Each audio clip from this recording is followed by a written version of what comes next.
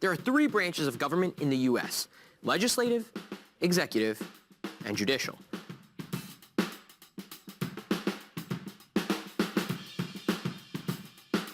The president heads the executive branch and has unique powers, including executive orders, vetoes, appointing federal judges, and appointing the heads of federal agencies, also known as the president's cabinet.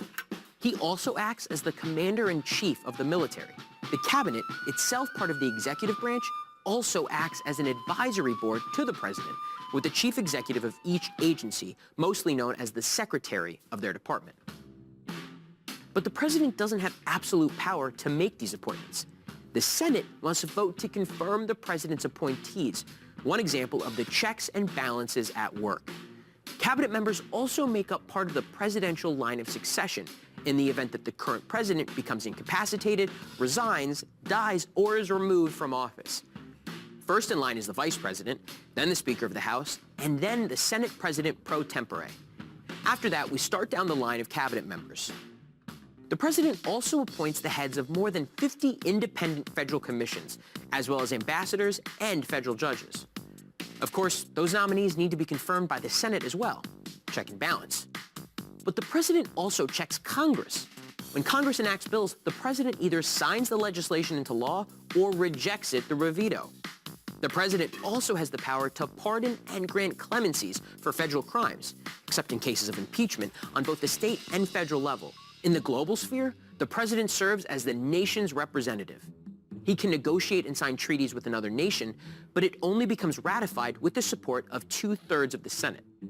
The president also has the power to issue executive orders, which allows him to direct the actions of members of the executive branch without it having to be approved by Congress.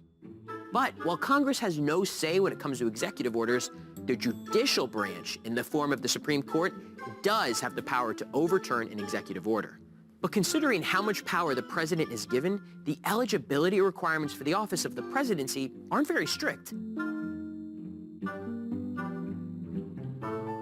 The Constitution lists only 3 requirements.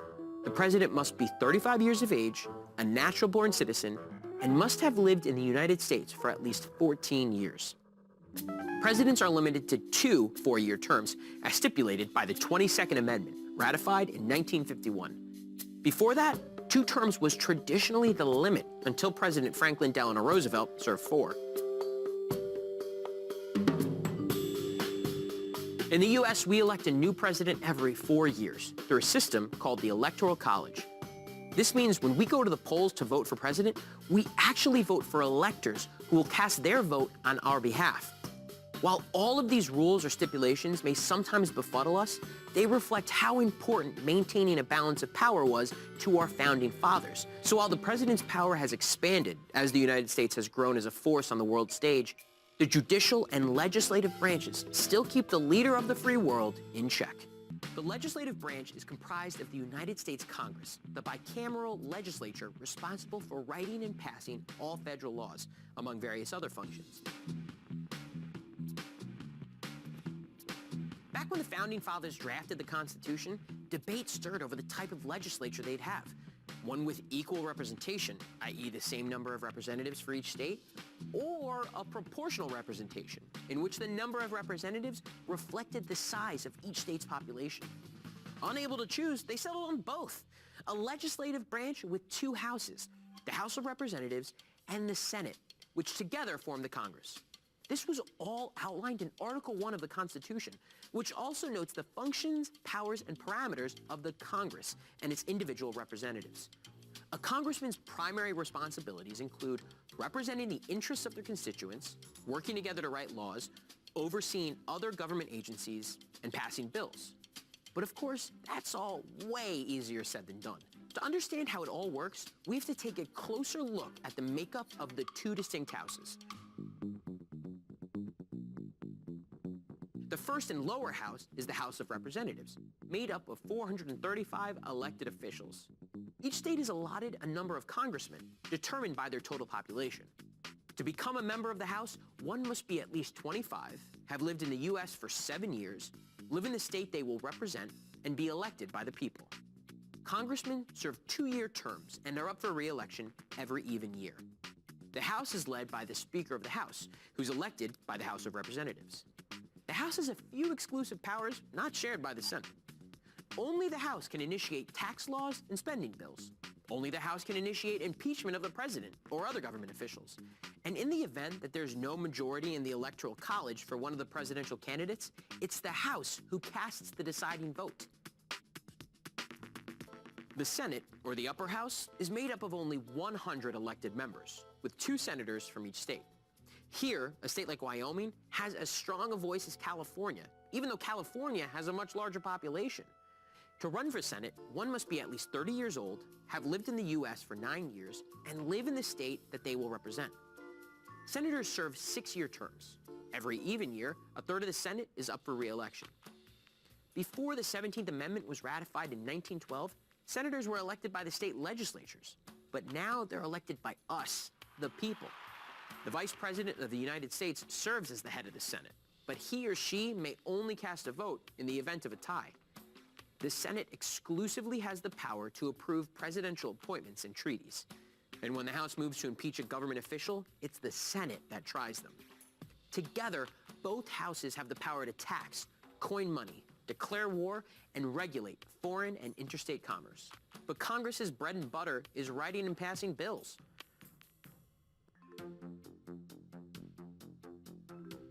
Getting a bill passed is no easy task. A bill can originate in either the House or the Senate. But before it gets voted upon, it goes through a series of committees and amendments and floor debates. After a vote, it moves to the other chamber and the process continues. If the one chamber makes any edits to a bill passed by the other, it has to go back for another vote. The House and Senate must vote to approve the exact same bill before it can move on. If it fails to get a majority vote, it has to be reintroduced. If it passes, it goes to the president's desk for approval. If the president chooses to veto a bill, which essentially voids it, Congress can push back with a veto override.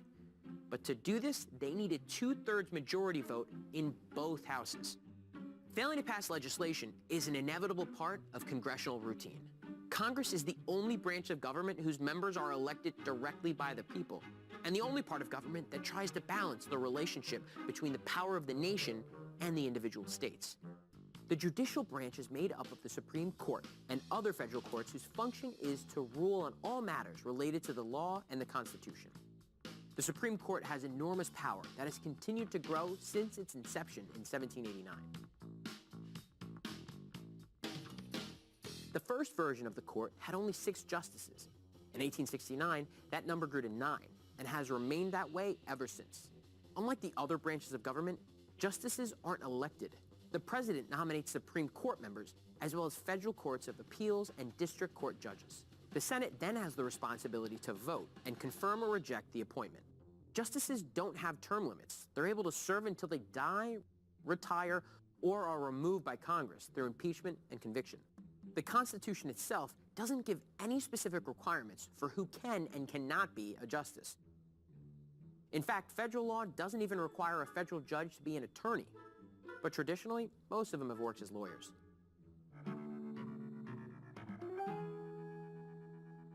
And when it comes to the power the Supreme Court wields, the Constitution is, again, pretty vague.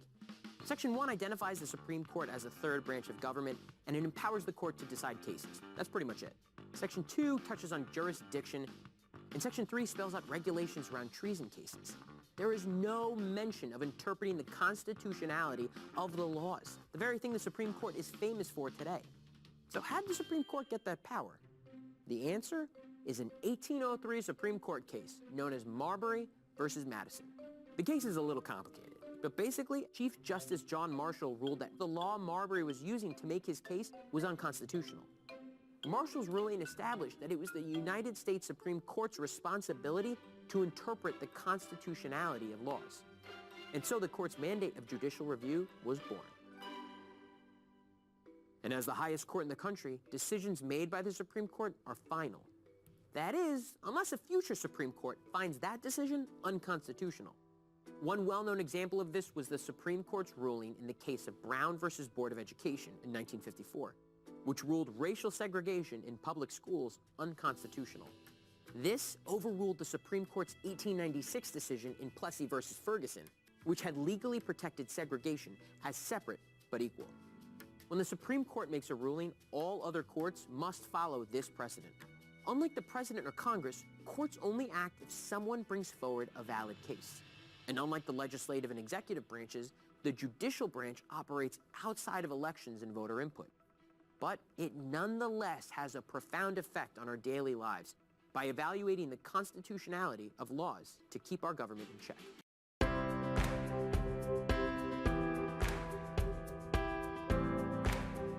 This diagram shows the three branches of government and how they interact with one another.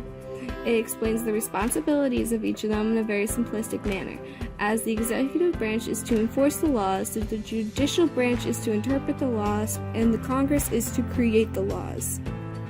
The balance of powers, or checks and balances, is a principle of American government to make sure no one branch of government has too much power. This ensures that no one branch of government can abuse its powers. This is fundamental in protecting the Americans' rights.